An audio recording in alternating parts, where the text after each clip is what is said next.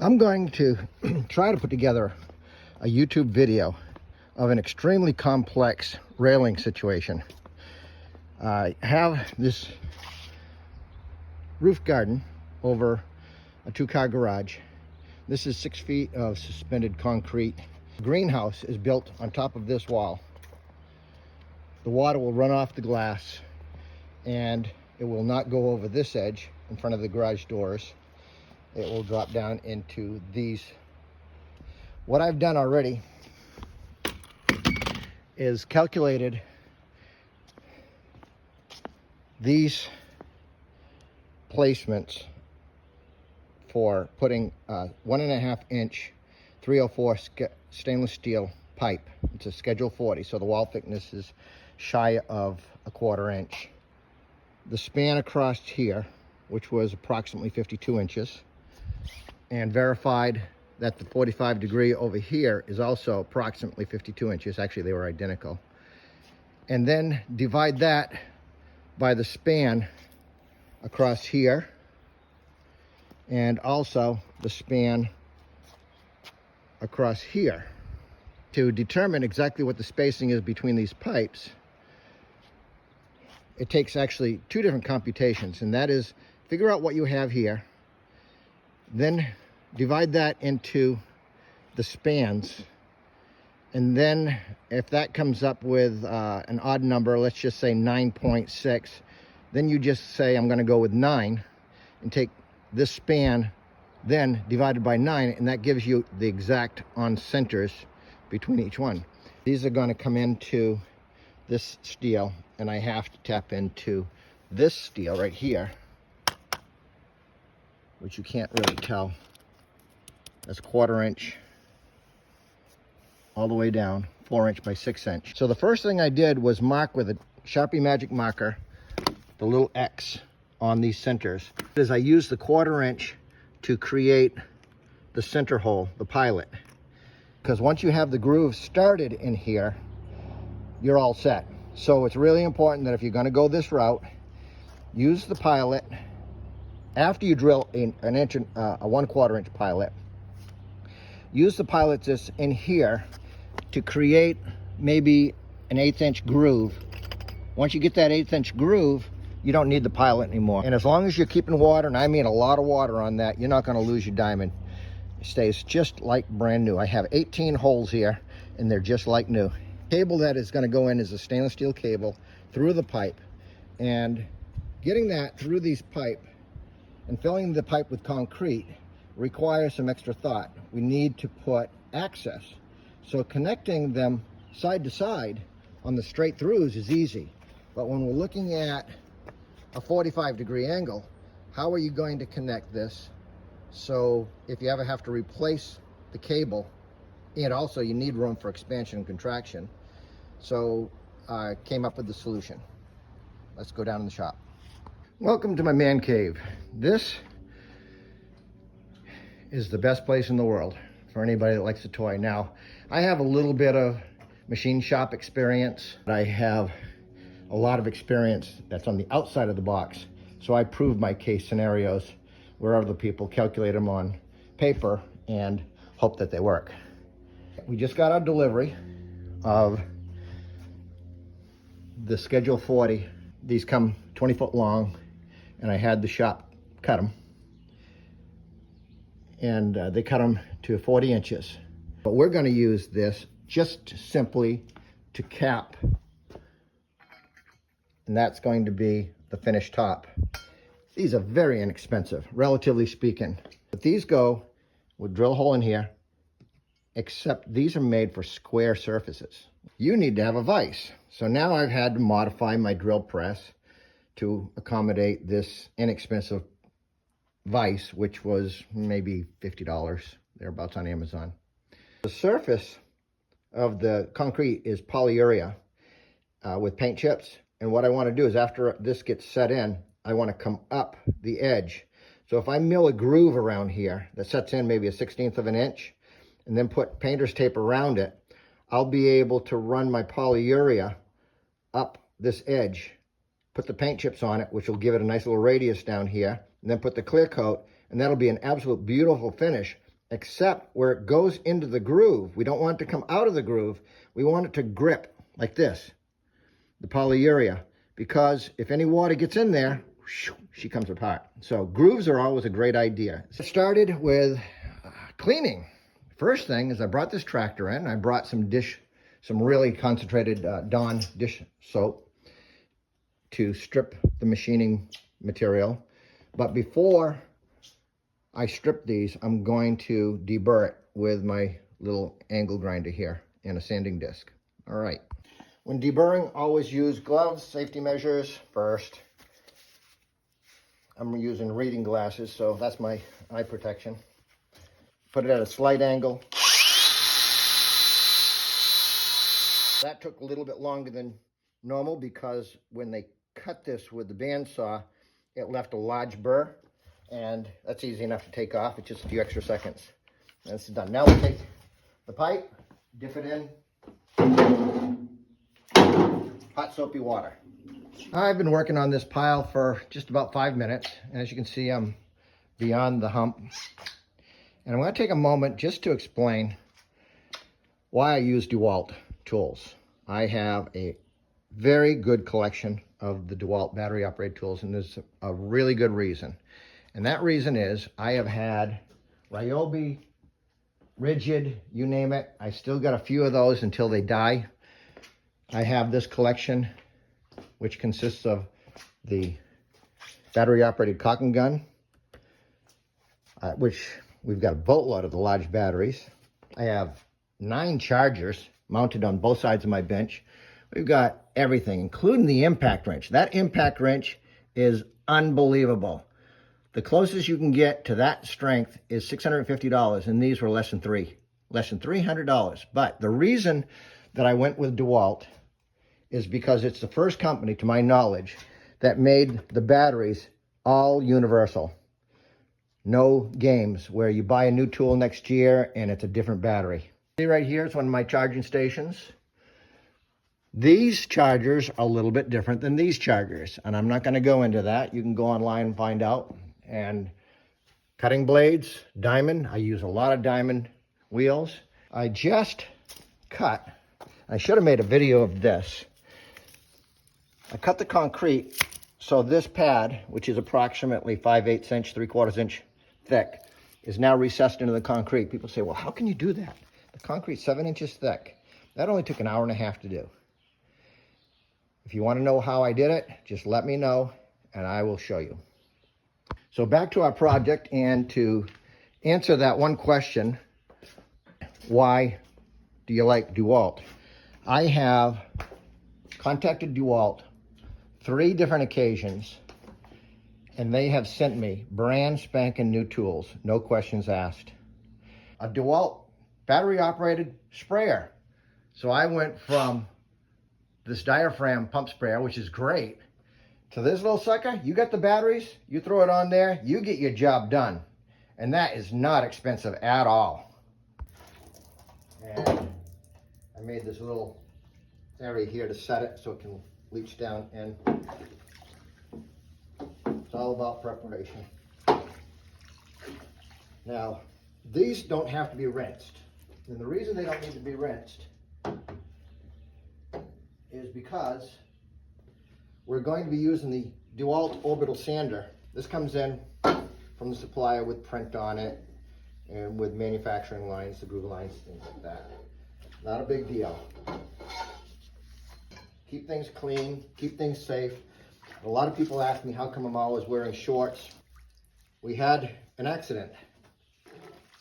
I was in shorts, no shirt, socks, and sneakers. A spark came in,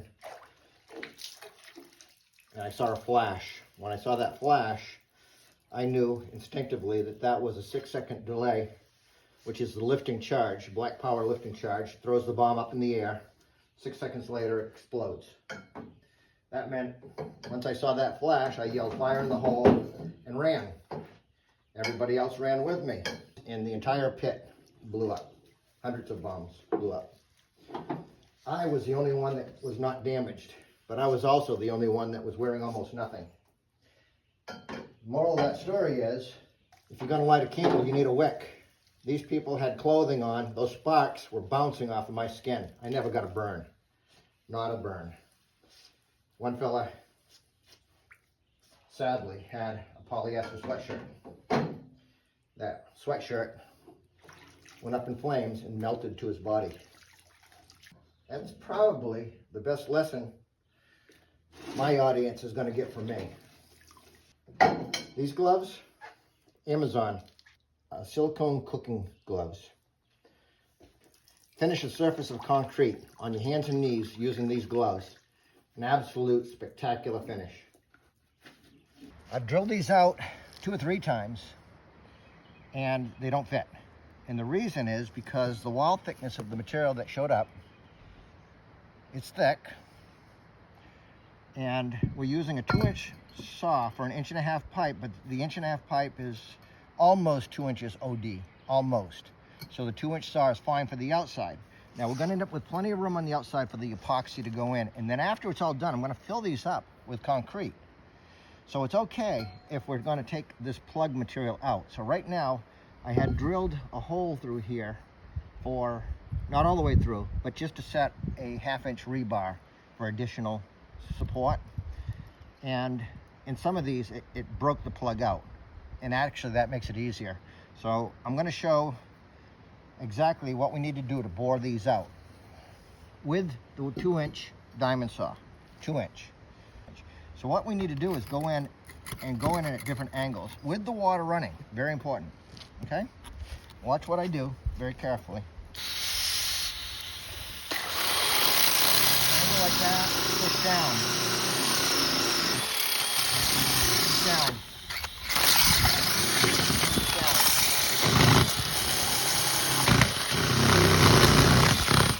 Okay, this one, the plug came out. Let's go ahead and test it. Now you notice I put the tape where I wanted the top. All right, so I have to get another 1/8 of an inch. Not a problem. Careful we don't hurt our material.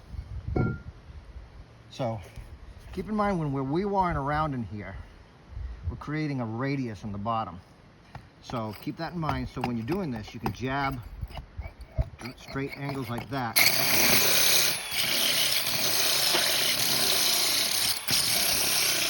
And once you get it down in there, just kind of peel it back, because this diamond is on the inside and the outside as well as the surface. So you can actually cut going peeling like that. That's what's beautiful about this 2-inch blade.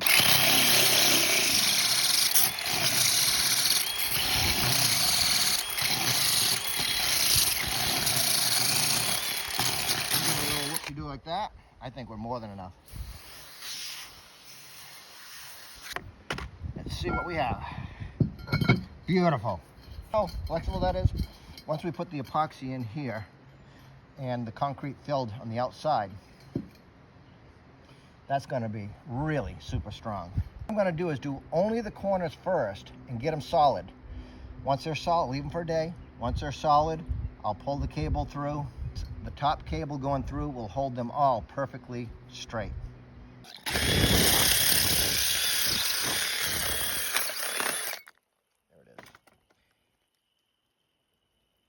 Now we're going to put this on full stream. Keep the job site clean. And blow that sucker out. Let me get all those stones out of there.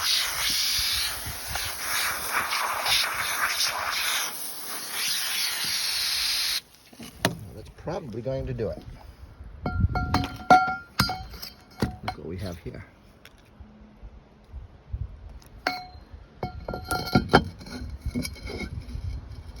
And that's real close. I'm going to take it down just a hair more. Oh, that's good. That's good. Back in the shop. Now we have a sample of a 45-degree corner that needs the cable running in and out. If we're filling these tubes with concrete or mortar, not for structural integrity, but just to keep water from building up inside, freezing, expanding, we're going to have to secure passage for our fittings. Let's go and find some of the fittings. Here we go. These are experiments for the 45. You can see how I cut them to shove in, direct, and receive. Well, we're not going to have to do that any longer because I'm filling these with concrete and going with this route on my application. So once this concrete that's in here hardens good and tight, which I'll give it till tomorrow, I want to see if we can pull this out. And then if we can pull these out in there, and we're going to epoxy those in. So what I'll do is I'll cut these down so it's just a slight shoulder. That's all we need. Now when the straight throughs, I cut this flexible 3/8 copper tubing. It's a roll soft copper. And this will fit inside like this. And with the holes on either side, this is just going to be a sleeve. And that's all we need. No big deal. So it only took me about an hour to cut all these, and I grabbed with pliers and I stuck them on the drill just to deburr them and open that up. Real easy. So now, drilling through and creating a line, what I did is I wrapped tape around and I marked both ends of the tape with a magic marker. And then I took it out and I folded the tape in half. And by folding the tape in half and then cutting it on the mark, I'll be able to wrap that around in the exact opposite side. Now, because we're going to be putting 4 holes on each side, what I'm going to do is set this up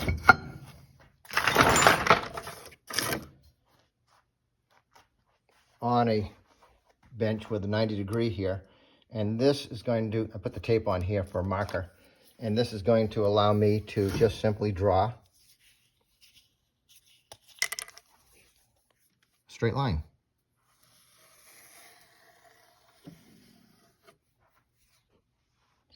And once I finish with that line, I will just wrap this around, put a mark on the other side, roll it over, put a line on the other side. Easy peasy. Okay, now I've got to show the importance of being careful. You see that edge right there? You see that blood right there? Well, it's just pouring right out. So keep in mind, the burrs on the inside, we don't need to concern ourselves with, but be prepared with a Band-Aid. I'm not putting my finger in there again.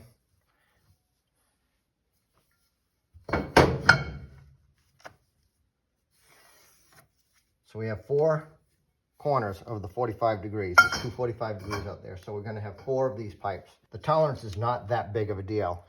The cable fits inside those fittings with a lot of play. So if your lines are about 16, 3/32, yeah, you're fine. You never notice a difference at all. Another important safety measure is have some acetone handy, because you're using a Sharpie Magic Marker, and if you try getting smart, in other words, deviate from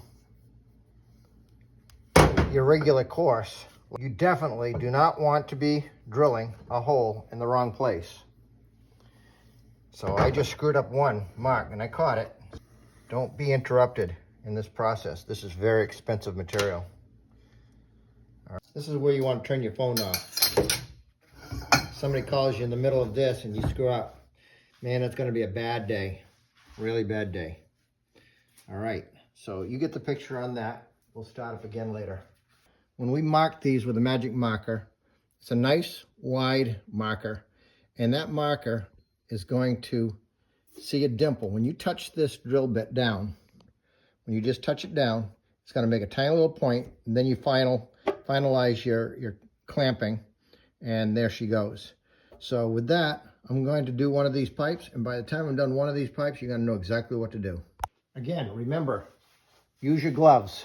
Gloves. Okay, so this hole is drilled. This is rigged up So I can slide this through. Now mind you, it's gonna move back and forth. Snug it up with the drill press, the vise, just a hair. That centers it. Come down, give it a touch. If that's in your mark, plus or minus a 32nd, fine, let her go. Nice and easy. Look at that. One simple, that's beautiful. Loosen it up. This is a 45 instead of a straight through. So I'm going to be doing, beautiful right there.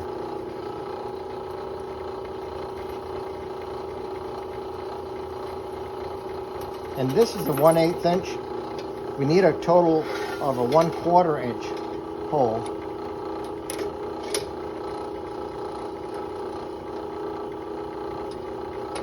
So you give it a kiss, and that gives you your dot, your tiny dot right in the middle of your mark. If it's not there, give it a rotate. When I'm looking straight on here, I can identify that it's in the middle, this direction, okay? I'm gonna loosen up just a hair, spin it around. I'm eyeballing the straight line across this way. I'm gonna snug it up my hair, touch it. I'm gonna move it over just a smudge, now tighten it up. Beautiful, right there. You can't go wrong with that. I've got countless hours into building all of this jig, and you don't need all that work. We can use this drill bit to center that by just touching it. Give it a little tweak to tighten up the vise.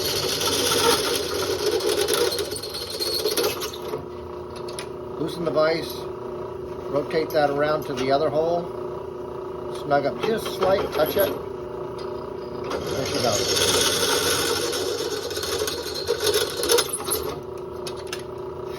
Okay, we've got the pipes all drilled with the pilot holes and the 1/4 inch holes. The 1/4 inch holes come in a little bit closer. You can see these fit in, but they're sticking up because these are made for flat material. And so what we're doing now, instead of using the end mill, a smaller taper on a regular 1/2 inch drill bit, and that is sufficient. So I rigged up this jig. You can do it with a hand drill, I guess.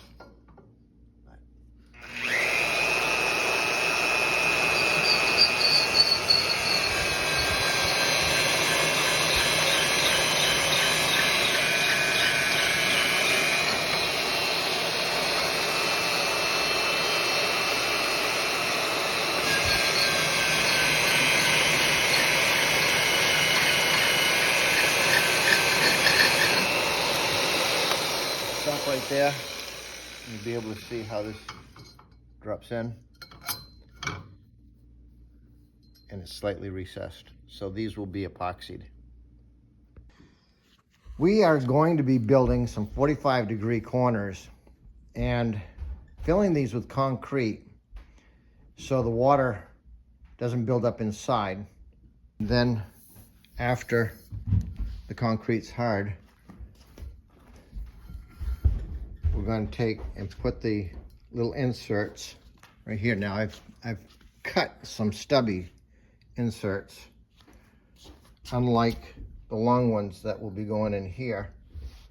These stubbies will end up going after I pull the rubber. This rubber, we've already experimented, and the rubber pulls right out of the concrete, so not a problem.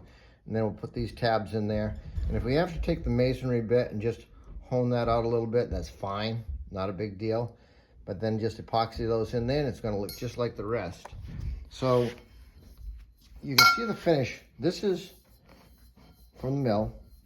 It has the print, has our magic marker lines on it. The print.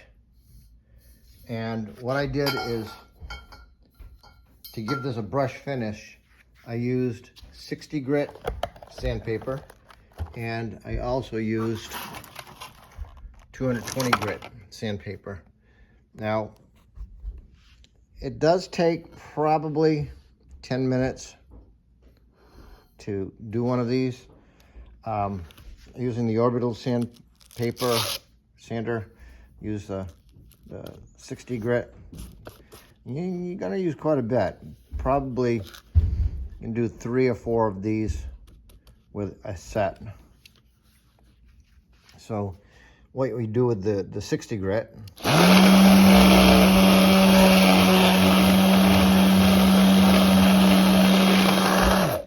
that gives it a fairly rough finish. And then when you're done the 60 grit, put the 120 grit on there.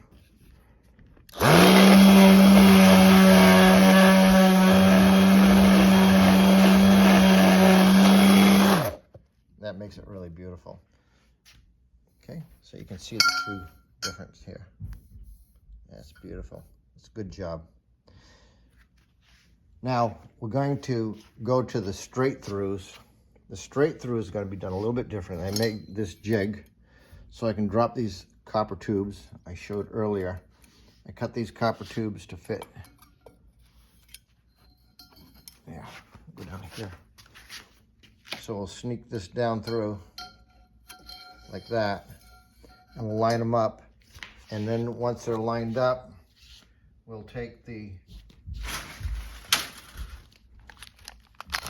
uncut tabs and we'll stick those in. And the purpose of having the copper tube is there's a little bit of a gap between the left side and the right side holes. And when I fill this up with concrete, that copper tubing is just gonna keep those reasonably tight. Not a big deal. And the reason we want to keep them open like that is in case you have to replace the cable sometime in the future. It seems like a big job, but it's not. Very simple job. I'm probably gonna have to buy some more of these. Okay guys, we have skipped a few steps, but I'm gonna catch up right now. Right there. And this one is the one I ground down in order to recess these holes. Now I use Schedule 40, which is a thick wall. It's expensive. But now you can see a lot of work. I took and created a groove. This is going into the concrete about this depth, and I'm going to be using the polyurea with full coverage paint chips that come up and into this groove. I'm going to tape off the top of this. And the reason for this is so water cannot get behind the polyurea and cause it to start lifting. There's no guarantee it would, no guarantee it wouldn't. So just to be on the safe side, in order to create this groove was a lot easier than I thought. And that was simply with a metal cutting blade and the angle grinder. Very simple, very thin. Now we see 3 different applications here. Each one of these is a cable going through. Inside this pipe, I cut little pieces of copper tubing. And that copper tubing was set in place because I'm going to fill these with concrete or mortar just so water doesn't get in and do any damage. Just precautionary. Okay? So I am using, not to code because this is a roof garden, and again you have to check with your local building codes. I believe they require like 3.5 inches. I'm not entirely sure. But in this particular case, I'm going with a larger span between my cables. There'll be 4 cables in here. Now, you see these I bought on Amazon, and it's got the, well, actually, I have to show you. If you ever want to do this, I'm going to have to show you how I modified these. And that's a whole different process. I'll show you that later. But anyway, this is a female ring. You buy a 10-pack for very little money. And this is screwed on to this threaded bolt. But it's not really a bolt. No, again, we'll get to that later. And the reason for that is I'm going to have a gate. And this is just going to have latched, stainless steel latches going from one post to the other, about 50 inches apart. I think it was 52 inches. Now, this application is what we did with the experiment, pouring concrete into a PVC tube, and these can slip out very easily. The reason for this is because these two are going to be on 45-degree angles. So once I pour the concrete in here, everything's all set and dry, I'll be able to slip these out, and I can take a masonry bit and just open that up a little bit and slip our fittings in there. And I cut the fittings down, so that's all I need to do is take out maybe a 1/4 inch of concrete, if that. They might just slip right in there. And I use epoxy just to dab them.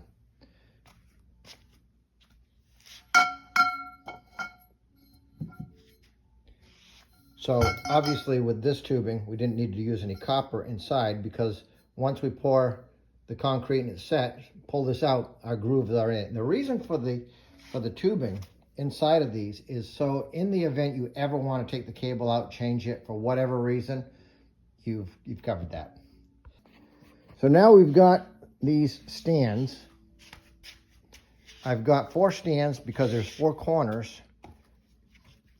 And we'll get into that, of course, once we're on the roof. But the reason I have these cut and these not cut is because I'm going to be plumbing one of them with this bolt in there. Okay? Actually, 2 of them with the bolts in there. And that'll just wrap around those bolts. And I will weight these down with sandbags or bottles of water, and I will plumb them up. And these are the corners, and once they're all set with JB Weld epoxy, I'll give it a day and a half, 2 days, and then string the cable through all of the other ones, and the cable through the other ones, going from corner to corner, should be perfectly plumb. It'll be certainly a straight line. Very simple. It's a long process, but it's going to be rewarding. Inside, there's some peel and stick foam. See? So this Schedule 40 is 2-inch ID. This Schedule 40, which is 1.5-inch ID, happens to be 1.9-inch OD. So we have 0.1 difference. So what I did is just take some peel and stick foam and throw it in there, and I'll just wiggle it around accordingly.